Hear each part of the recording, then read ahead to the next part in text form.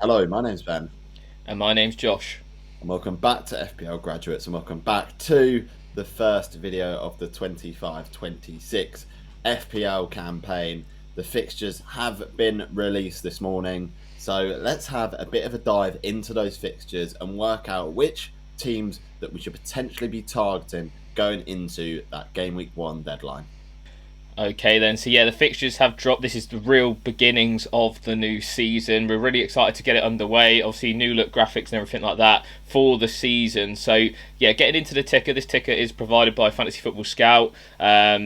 This currently is set to the easiest difficulty ranking. So at the moment, Sunderland are coming out on top with that home fixture against West Ham on the opening day. They then go and face Burnley, Brentford, Palace, Villa, and Forest in their opening six. So from a budget point of view, if there's some £4 million playing defenders maybe for the bench or equally the goalkeeper, that'll be an interesting one. What's your thoughts, Ben, currently on those easier games and those teams who have got the best fixtures at the moment?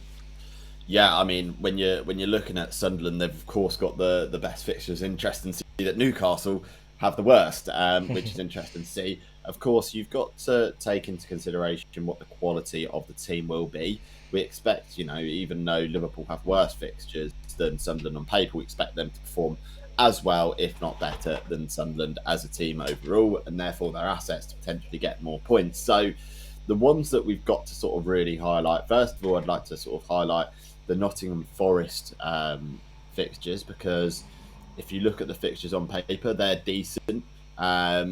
Take into account that early part of the season may not be as many European commitments. I think that could be like a potentially good area to target. There's a couple of bigger teams in there, like you said, that have decent fixtures. Chelsea, for example, overall have some fairly decent fixtures to start with. So yeah, there's a couple of teams in there to begin with that you can start to pick out and highlight that, over the first sort of 6-7 game weeks, they could be some teams that are good to target. Okay, then. So yeah, looking into the defensive side of things to kick things off. This is again sorted by difficulty, but via defensive data. So Brentford, Sunderland, and Forest are the top three. Obviously, it's not about the defences themselves; it's more about the fixture difficulty for the defence. So hence why Sunderland will be up there. Like Ben mentioned in the first part, you've got to take into account what the team is and who they are facing. Even Brentford, for example, this season without Thomas Frank, without some key players, Flecken, who he had the most saves last season. It'll be interesting to see how they do. Obviously, it's an unknown. Typically, me and Ben will probably avoid those unknowns going into the start of the season, just because you want to try and predict sort of the points, and it's obviously easier to do that with known quantities like Nottingham Forest, who obviously were one of the best defences in the league last season. They ranked third for fixture difficulty, mainly because they have the Arsenal game in Game Week 4, but outside of that, Burnley and Sunderland Game Week 5 and 6, West Ham at home, Brentford at home, some really, really nice fixtures from a defensive point of view, and I think we'll see that come Game Week 1, there'll be quite a big bandwagon for those Forest defensive assets. Obviously, we would probably expect a price increase this year. I expect the sort of the baseline to be like 5 million for the Murillos, Milenkovic's, etc. Maybe a little bit more for Ola Aina, who obviously was fantastic last season. What's your thoughts on Forest defensively, Ben? Would they be a team that you'd be looking at come Game Week 1? Yeah, absolutely. I think there'd definitely be a team that you look to capitalise on. If you look at sort of Matt Sells, he could be at a decent price point this season as well, even sort of despite some potential price rises coming from those Forest assets. So I do think there is good potential there to be able to capitalise. And, like based on last season as well, like Manchester City, we know they weren't great last season defensively, but they've made a couple of defensive improvements. Aït-Nouri coming in is big for them. Looking at the fixtures, not too bad either. So, yeah, I think sort of looking across the board, those Forest assets are going to be a little bit more expensive. So bear that in mind. Manchester City may sort of remain at the same price, maybe even a couple drop in price due to their underperformance last season. So I think taking into account those teams that didn't perform as well as we thought they would last season, knowing that they have good quality like Manchester City, could be a good shout.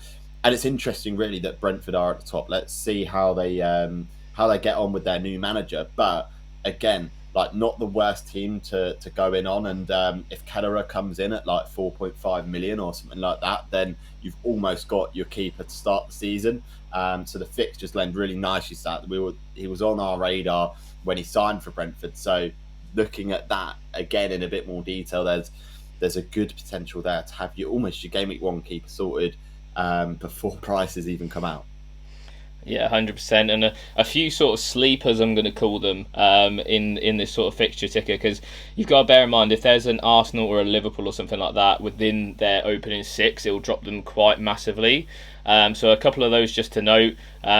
Chelsea, obviously, I think Ben mentioned as well when talking about City, like Marc Cucurella could be a very good option. He was the top goal scoring defender in FPL last season, so he's one to keep an eye on, especially for those first 3. Really nice start to the season for Chelsea. Obviously, Liverpool are quite far down, but that's mainly because they have Arsenal in Game Week 3 and Newcastle in Game Week 2. I think outside of that, depending on how they set up in pre-season with the likes of Frimpong, we could be seeing really, really nice assets there. Obviously, Burnley, Everton, Crystal Palace in 4, 5 and 6 looks decent. And then also Arsenal from their point of view, United and Leeds opening 2. I don't think that's too bad from a defensive point of view at the moment. Obviously, we've got to wait and see who United bring in. Obviously, it's early doors yet. I think it's 58 days until Game Week 1, so lots of signings to be had. But I think opening 2 as it stands, I think it's decent for Arsenal. They then obviously have to go to Liverpool. Forest, I don't think is too bad from a defensive point of view either. Obviously, they were really struggling towards the back end of last season to score, and then obviously they go into City and Newcastle. So I don't think a double up will be on the card for this Arsenal defence, but I think maybe having one of them, obviously more premium asset like a Gabriel or something, could be an option. Okay, and moving on into the teams with potentially the best fixtures to attack from an attacking perspective, and Chelsea is highlighted at the top as the ones with, in my opinion, and clearly sort of to the fixture ticker, some of the best fixtures from an attacking perspective. We're going to see Liam Delap very likely start in Game Week 1. He's unless barring an injury or something like that, he's going to start in Game Week 1. From Game Week 2 onwards, maybe sort of not so sure. So there could be a cheap differential in there already, because we anticipate his price point maybe 6.5 million, depending on how nicely FPL price him. But then again, your Cole Palmers of the world, even Cucurella, like Josh said, so attacking, he's going to be involved in the build-up as well. Looking second on the list, Aston Villa, again, looks to be a really good attack to target again. Morgan Rogers isn't going to be cheap as he was last season, unfortunately, but I anticipate, again, he's going to be a good asset to own. And like you said, with pre-season, we're going to find out a lot more about how we anticipate these teams setting up going into Game Week 1, particularly those last couple of friendlies before the start of the season. They tend to sort of turn towards their strongest 11. Those two, of course, the two teams that I've highlighted as, wow, they've got decent fixtures from an attacking perspective, and you can really sort of capitalise on that with 1 or 2 assets from each team. Josh, are there any sleeper teams in there that you sort of have highlighted yourself? Yeah, I think Tottenham, obviously, they're coming at 4th, but some people might be put off by the City away fixture Game Week 2. Obviously, historically, a really good record at the Etihad, and in general against Manchester City, so I wouldn't be put off by that. Burnley Game Week 1 as well, like it's a fantastic opening day fixture. No more promoted sides in the opening 6, but they do face some of the, probably the candidates for relegation: West Ham, Wolves, potentially obviously Bournemouth without Huijsen, probably Kirkes, no replacement for Kepa just yet. So yeah, it'd be interesting to see how that sort of develops with that Bournemouth defence.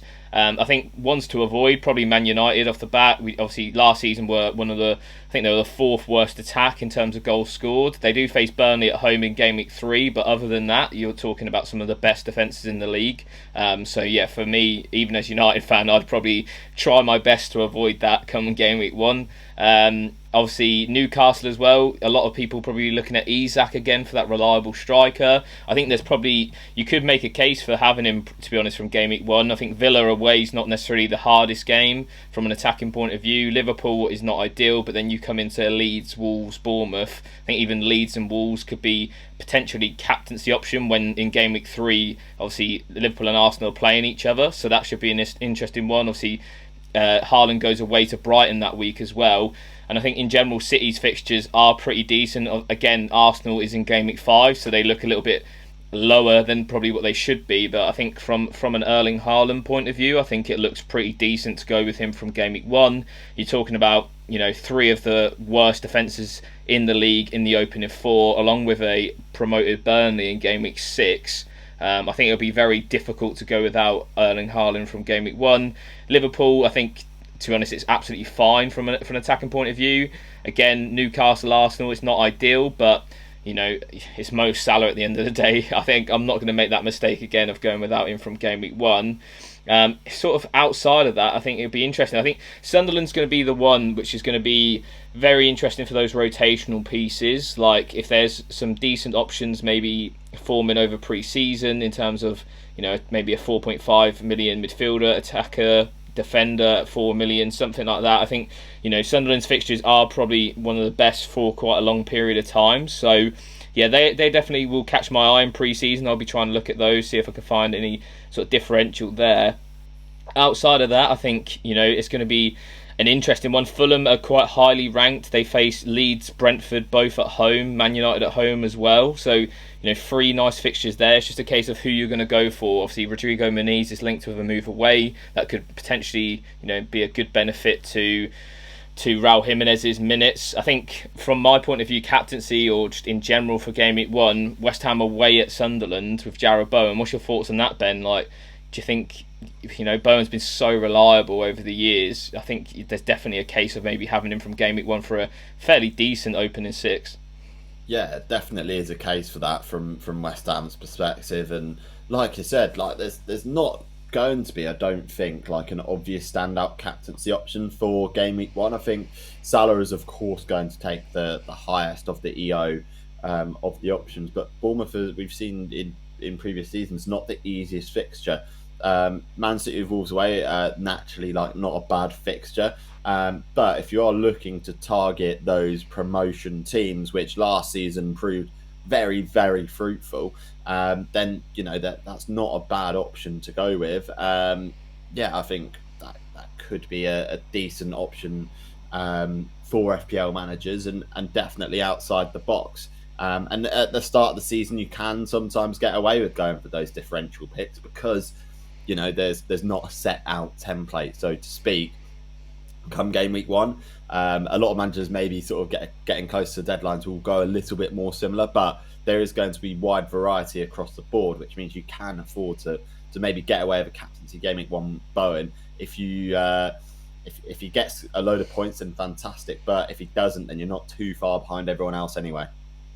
Yeah, definitely. I think overall, though, I think Chelsea are the ones that everyone will look to. I'd expect double, potentially triple ups of Chelsea come Game Week 1, especially with the fact that Liam Delap will be almost nailed for that Game Week 1 fixture with Nicholas Jackson suspended from last season. So, yeah, he's someone. I think it'd be interesting to see Cole Palmer's ownership, because we've seen under Maresca, after the first 10 game weeks of last season, he's nowhere near as involved in goal involvements as he was sort of maybe under Pochettino the year before, where he had that breakout year. So I think there's definitely room to maybe avoid Palmer, but go maybe 2 different Chelsea attackers like a Delap and an Enzo Fernandez. Obviously, we've seen Fernandez doing pretty well in the Club World Cup so far, getting a goal already. So yeah, it will be interesting. I think Cucurella as well, really high own come Game Week 1. I expect him to be around 5.5 mil again.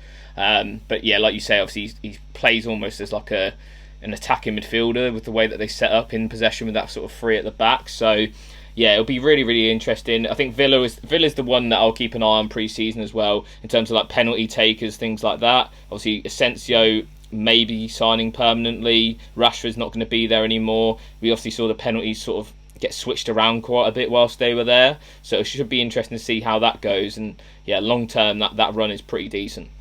Okay then, so that wraps up our initial thoughts on those fixtures. Let's know what your thoughts are in the comments down below. Obviously some real tough ones for the likes of Arsenal and United, but easier games for the likes of Villa and potentially Chelsea. Yeah, it's going to be really interesting to see who everyone thinks is going to be the go-to for FPL next season. And of course, sort of seeing those price reveals is going to be really interesting and definitely dictate some of our team making decisions. As always, please remember to like, comment, and subscribe to the FPL graduates. I've been Ben, I've been Josh. and we'll see you guys Next time.